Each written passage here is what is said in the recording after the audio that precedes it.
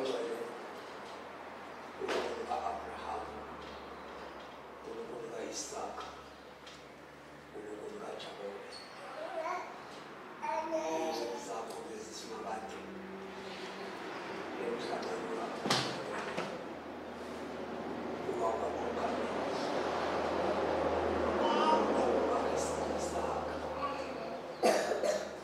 ukhokha ngokwakha inkolo yakho njengoba wisidalwa sethu sonke kulo mhlaba.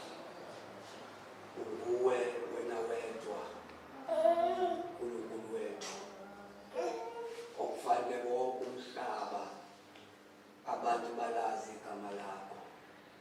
Siyabonga leli thuba elilihlobo ngoba injongo lenkolo ifihlakele wabahlakaniphileyo ngoba eyini. Baba, sibonga leli thuba elingaka lokubanga lusuku namhlanje senze Nkosi ithuba namaqhinga namasu lokuthi chitheke umhlaba wonke njengoba indodana yakho sekufika ikhathi zokuthi inyuke yaya labafundi bayo ukuthi mabahambe umhlaba wonke bashumayele ivangeli lombuso. Baba, ingcwele kulesikhathi esiphila kusona Baba, sinesikhala njalo lokuthi iqiniso lakho lakuthwa alizange kufinyelele njengoba linjalo ey'ntabeni zakho. Ingakho uNkulunkulu nomusa senza imizamo uNkulunkulu oyingcwele lokuthi malifinyelele, senza amaqhinga namasu ukuthi malifinyelele ey'ndabeni zabantu ukuthi yini iqiniso lakho, uthini ebantwini, yini oyijabulelayo nobona Nkosi abantu uma bekhonza ngomoya nangeqiniso abasuke beyenza. Sigcineke simakade sibonga ngensizwa le ezivakashele uNkulunkulu namandla ukuthi uNkulunkulu oyingcwele isenze kulo msebenzi lolohlobo. Yenze njalo kwesimakade konke esibenzayo nemizamo namasu kube yimpumelelo. Sigcine njalo uNkulunkulu weqiniso ngegama lendodana yakhe uYeshua usibe phakathi. Amen. Yizwa Israyeli, uSimakade uNkulunkulu wethu, uSimakade yedwa. Uyakuthanda uSimakade uNkulunkulu wakho ngayo yonke inhliziyo yakho nangalo lonke uqobo lwakho nangawo wonke amandla akho.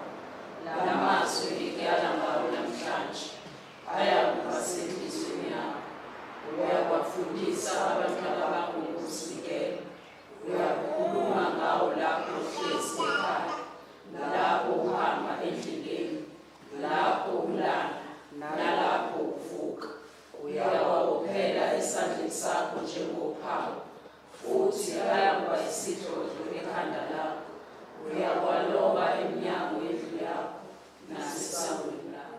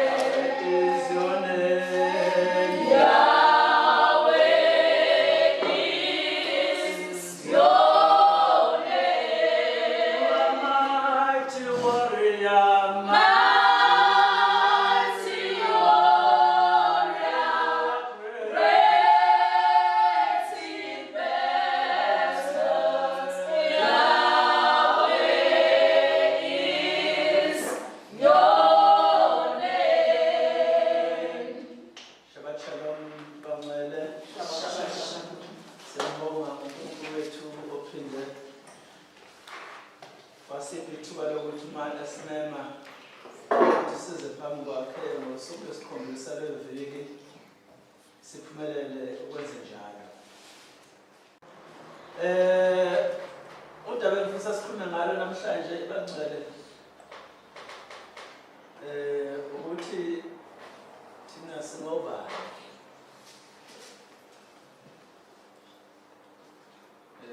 sehluke kanjani kwabanye abakholwayo. Lelo daba engizoxoxa aluzibalote angazahambi ukucela ukuthi hayi angibazizona zibone.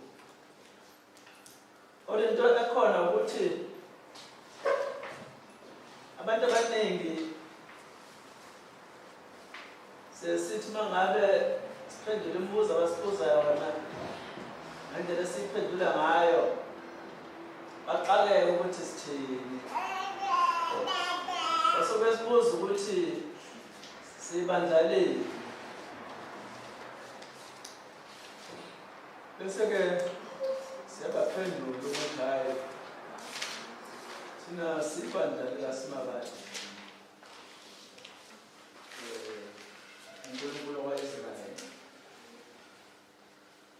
Bamangale nje kunokuba kube nencazelo abayizwayo kube ngathi bayadideka impela kakhulu ukuthi bathi bandlaleni lena. Bese-ke nathi sibona ukuthi hey labantu badideka impela. Okunye kusuke nesikhathi sungenaso nesikhathi sokuthi ubachazele ukuthi sikusho kanjani lokho. Namhlanje ke sophendula lo mbuzo othi thina singobani. Sibingelele nalabo angenzeka babuke nombalalele lenkonzo yethu nalezi ezinye ezizolandela ngoba ngifisa ukuthi isikhathi sokuqala lesi njalo sihlale sizenza lezi nkonzo. Cishe konke sokusho siqhubeke kuzobe kusukela kulokhu esikusho namhlanje. Njengoba sengishilo ukuthi thina sibandla likaSimakade uNkulunkulu ka-Abrahama noIsaka noJakobe uNkulunkulu womdala wamazulu nomhlaba siyona inhlangano yakhe. Yebo asiyo amaJuda ngokwendabuko kodwa umsuka wokholo lwethu uku-Abrahama indoda yakhethwa uYahwe uNkulunkulu wamazulu nomhlaba bayihlukanisa nomndeni wakubo kanye nabanye onkulunkulu bakhonza. Wayeyala ukuthi ayikhonze yena yedwa futhi ihambe ezweni ayoyikhulisa lona laseKhenani. Le nhlonipho yale ndoda nobuqotho bayo kwenza ukuthi uNkulunkulu enze isivumelwano nayo saphakade esasithi izizukulwane zale ndoda njengoba isizwe sakhe esikhethiweyo uNkulunkulu. Izizukulwane zale ndoda Abrahama ziyohlala ezweni ayobanika lona lelo Abrahama ayehlele kulona kodwa ithi iBhayibheli wayegogobele ngokujwayela kwethu bayakho umjondolo nje bengesona isakhamuzi salapho. Sathi isivumelwano Abrahama yoba nenzalo eningi. Sathi isivumelwano izizwe zonke emhlabeni ziyothola ukubusiswa ngenxa ka-Abrahama. Wahamba uSimakade ehamba nale nzalo ka-Abrahama esafa u-Abrahama isikhona le nzalo isihleli ezweni ayemnike lona ngoba ngiqamula umntwana nomuntu ngazi bemfushane. Ngaleso sikhathi ayesibizwa ngegama kakhokho wabo leso sizwe sekuthiwa ama-Israyeli. Siyazi lelo igama likaJakobe uNkulunkulu amqamba lona ngesikhathi ebuyele ekhaya kade balekele owabo ulanga u-Esawu. uNkulunkulu waqamba ukuthi igama lakho senziwa Israyeli. Leso sizwe sabiza kanjalo lesi sasikhethiwe sanikwa izwe ukuthi kuyoba ngelabo kuze bephakade. Wasethi uNkulunkulu futhi kuso kunomprofeti ayomthumela. Uyakuthola lokho umfundi umuntu eDuteronomy 18 uqala verse 15 ugcine 18. Wathi uNkulunkulu phakathi kwabafowabo uyoletha uprofethi okuyena bayomlalela. Ongamlaleli lo mprofethi lobakaleli uNkulunkulu.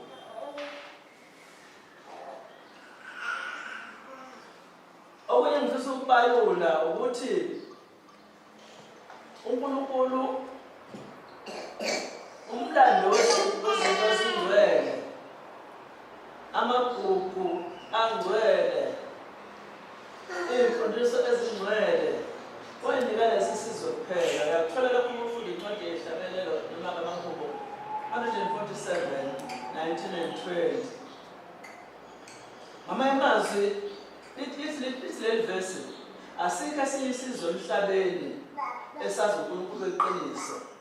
uNkulunkulu weqiniso waziveza kwa-Israyeli kuphela. Yingakho-ke omunye wababhali ababengabafundi benkosi uYeshuwa-ke yilo abantu abambiza ngoJesu. uYeshuwa omunye wababhali owayengumphostoli ebizwe uYeshuwa bengumfundi incwadi yamaGalathiya 3 verse 29 uthi bonke abakholwayo bazalwa ngu-Abrahama. Yingakho-ke ngithi yize sinewona amaJuda ukudabuka, kodwa ngenxa yokuthi uNkulunkulu weqiniso ukulesi sizwe futhi wayibonakalisa kulesi sizwe, wasethi futhi abawubusiswa abawulandela u-Abrahama. Yingakho nathi silapha esikhona. Yingakho lencwadi engikhotha amaGalathiya 3 verse 29 ilo ngumphostoli Paul isithanda.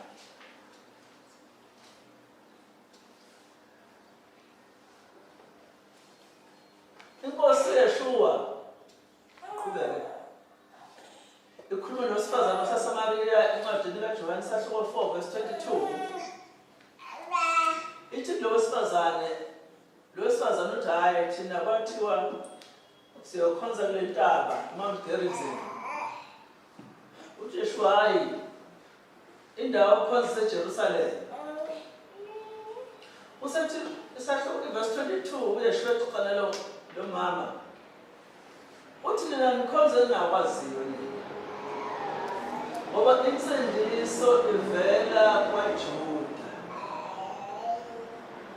Usho uYeshuwa lo owafa emthini wafela izono zethu sonke. Uthi insindiso ikumaJuda. Nomphostoli Paulo uyafakaza ngofunda incwadi kaRoma 9 noma ngiqale nothando 4 no 5 uthi ama-Israyeli abantu abakhethiweyo uNkulunkulu imiyelo yakhe wayibeka ama-Israyeli nezivumelwano zakhe wazenza nama-Israyeli. Uthi ngisho uYeshuwa uqobo ungowakwa-Israyeli. Ukhuluma uPaulos ubhalela ibandla elaliseRome ngalesi sikhathi. Kade afa wavuka wahamba uYeshuwa. Lelo bandla laseqhubeni abezizwe abasebengene ebandleni. Uthi kuyona no naba abantu ababanikazi babonke lamagugu esikhuluma ngabo.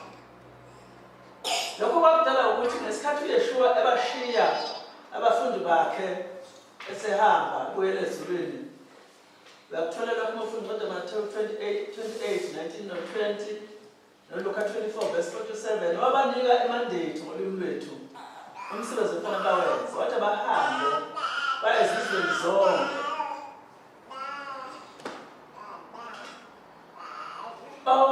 bawushumayela bawamemezela imiyalezo emibili nje kuphela. Oqala ukuthi umbuso kaNkulunkulu